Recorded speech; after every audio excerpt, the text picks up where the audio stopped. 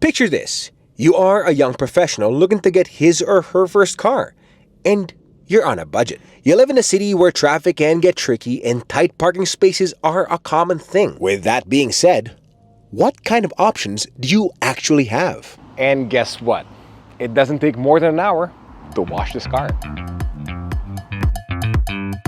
This is the Espresso, specifically the Suzuki S Presso. It is a car that's built to be first-time friendly. Now, if you're looking for your first car and you're on a budget, this is a great option. The size is just right, and the engine is more than capable for a point A to point B kind of job. And for its price, what does the Suzuki S Presso aim to offer? So who is the Suzuki S Presso made for? Well, you know, if you're the kind of guy who gets confused with how high-tech cars have become these days, it is understandable that it's difficult to get yourself a new car. Now, if you want a new car, which is consistent with today's mobility landscape while following everything's standards, this is a great option. Now, is the Suzuki S Presso lacking in terms of safety features? Well, given its size and given its price, this car is still ready to give you plenty of peace of mind. The Suzuki S Presso is equipped with an ABS system along with electronic stability with hill hold control and parking sensors. This compact car also comes with front dual airbags and ISOFIX tethers with child-proof door locks for the back. So in essence, what is actually the size of the Suzuki S Presso? Come on, let's step out and take a look.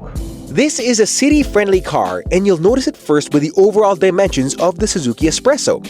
It's got a length of 3,565 millimeters and a width of 1,520 millimeters.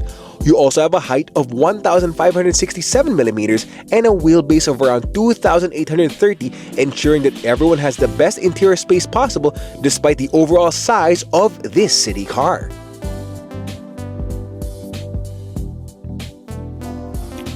Other benchmarks to the Suzuki S Presso would be perhaps the Toyota Wigo, the Mitsubishi Mirage, or even the Honda Brio. Now, what I like about this car though is that despite its size, you still have a pretty good amount of wheelbase here so that you have good legroom even for the passenger in the back. There is also a short rear overhang, which means that reversing into parking spots will not be difficult. And for your tires, you have two-tone 14-inch alloy wheels there. Now, one more thing I like about this car is this. Come closer, take a look. Look at this. You have roll-down windows. Hey, that makes a lot of sense to me. It makes a lot of sense to my dad as well, because it's one less electrical component to fix in the long run. The rear of the Espresso has the C-shaped lamp, and access to your rear cargo is done simply by inserting your key under the logo or by a switch underneath your driver's seat. And this is what the back looks like in terms of cargo space. For this car's overall size, I may have underestimated cargo capacity a little bit. I thought it could carry less. But because of the deep floor that you have down here, you could be able to put in a lot of things. We put in 2 camera boxes here in our wagon, and there is still space to add a cooler here or another bag. You also have a shelf up on top here for added privacy if you end up parking in open spaces or places that are a little bit tricky rather. And I like the simple fact that the door is very light, so it is very much easily accessible. Now, one more thing to also consider is that if you want to add more cargo space to your Espresso, remember that the seats in the back do fold down. Now, if you're wondering, how does this car's engine perform like given all of the cargo that you have? Well, it's time to get the keys, close this, and let's go for a drive.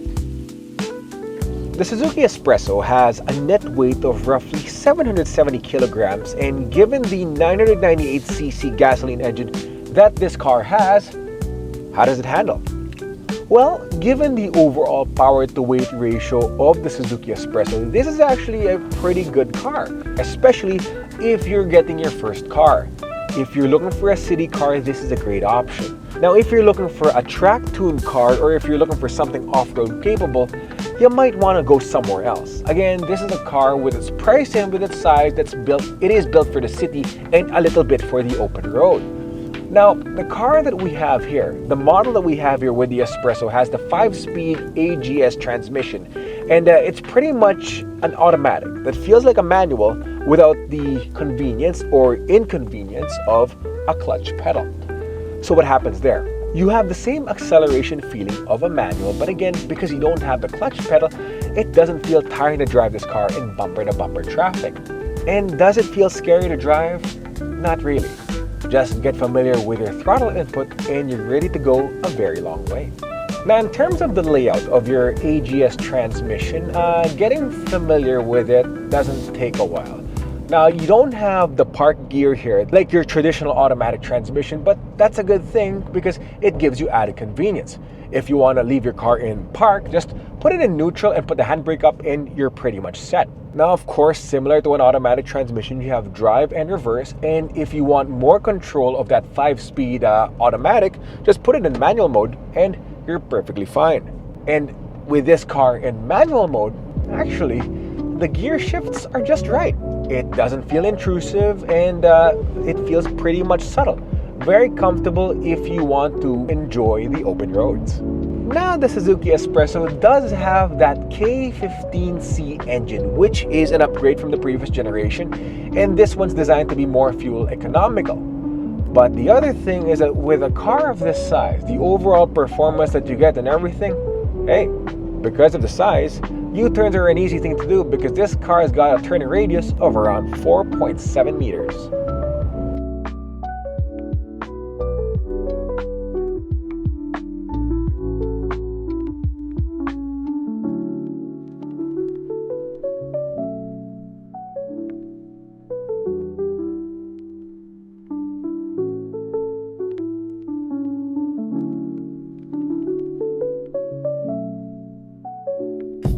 Under the hood, the Suzuki S Presso carries a 998cc gasoline engine ready to give you 66 horsepower and 98 Nm of torque, all with a front-wheel drive system. It's the new K15C with the dual jet engine, which means that the new Espresso is now 14% better in terms of engine performance and fuel efficiency compared to the previous generation.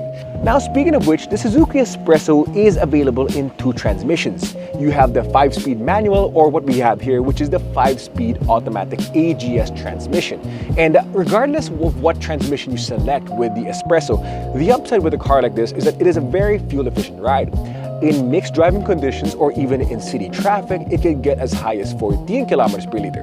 But out on the open road, it can get as good as 25.32 kilometers per liter. For a car of this class, it is surprisingly roomy here in the back. I'm 6 feet tall, this is me behind me, and a good knee room, great headroom for a car of this class. Now, speaking of this car's size, let me show you what the width exactly looks like. That's a point of reference. So yeah, that's exactly how wide your car is. Now take note, another visual representation is this, a golf umbrella that properly fits right here. And there's still plenty of space even with the umbrella down there. With this car, in terms of surfaces, I really like how everything is durable. Everything's easy to fix and easy to clean in the long run. You have a lot of these easy to wipe down surfaces here to go with your seats, and as well as ISOFIX tethers if you travel with kids. Now, if you're going to be looking for compartments, you have one right here where you could be able to put cards or other loose items. It's a nice touch to have. If you're looking for cup holders, all 4 of them will be at the front, 2 in the middle and 1 on each door. Now with this car, another detail that I really like is this, the roll down windows, which as I mentioned earlier today is one less electrical component to fix in the long run. Now when it comes to the Espresso, in terms of owning it, I do recommend this. Get yourself a good tint. Why? 2 reasons. One is for the simple fact that you have added insulation, especially on those hot summer days. Your air conditioning will not be working that hard, especially if you have a good tint. And the other is that if you end up in the wrong side of town with the Suzuki Espresso, at least you have some added privacy. Now, if you're the kind of guy who wants a car with not that much electrical components, the Suzuki Espresso is a great option. Now, when you look at this car, because it doesn't have a lot of electrical components to it, getting familiar with this car for the daily is going to be a great idea. You still have your usual key switch here to go with your usual switch here for your air conditioning. Let's mute that because, again, that might be royalties. So, going with that, though, you do have a 7-inch screen here, which does go a long way, especially when it comes to daily drives. Your information here for navigation and as well as wireless connectivity will be done right here. Access to your music or as well as your fuel economy features will be exactly exactly right here. Up on top is your speedometer, which is fully digital. Now you also have very durable surfaces here. I really like how the dashboard sits, not too high, not too low. And if you just sit closer to your steering wheel, you could literally be able to see what's at the edge of your hood there. So again, it's very easy to get visible with this car. Now, do take note, I am a tall guy, so there you go. Okay, now going back to your overall experience with the Espresso, the button layout is also very nice for this car. It does take some getting used to because of the simple fact that your electric power windows are accessible only with the two buttons here in the middle. So there are no switches on your driver's doors except for, let's say, your lock switches, and that's pretty much it. Now, other buttons to also consider as well is that your hazards are right here in the middle, very easily accessible. I like that. I'm not a fan of hazards being put up on top here because of the simple fact that I want it to be easily accessible if in case of any emergency. Now, with that, going back to your buttons, on the left side, there's also plenty of buttons here by your driver's side. You have a button for your electric auto start stop function and as well as your traction control button. Yes, this car does have traction control. And with the Suzuki Espresso, okay, you might ask me what 0 to 100 kilometers per hour is with a car like this for its acceleration time. Well, my answer is yes. Does it feel intimidating to drive around with the Suzuki Espresso? Well, you know what? If you are careless, it could be. This is the kind of car that you have to be deliberate and aware of how you drive around with a car of this size. Now, because it's a smaller car, it is very much easy to get carried away. It is very much easy to get carried away with the overall comfort and convenience of having such a smaller car. But if you are aware of how you move around in relation to all of the other cars on the road, you're going to be perfectly fine. Now, if you want a faster car, hey, get the Suzuki Franx. I heard that's a hybrid. And if you want something off-road capable, get the Jimny. Those cars are a lot of fun. But you want to know what's one other thing I like about the Espresso?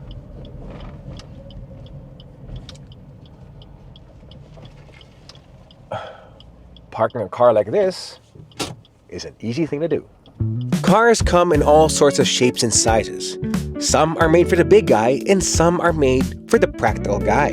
And with how fast our car market has been growing, the options just keep on coming. But what if you want something consistent? Picture this. You are a young professional looking to get his or her first car, and you're on a budget. You live in a city where traffic can get tricky and tight parking spaces are a common thing. With that being said, what kind of options do you actually have? And guess what? It doesn't take more than an hour to wash this car.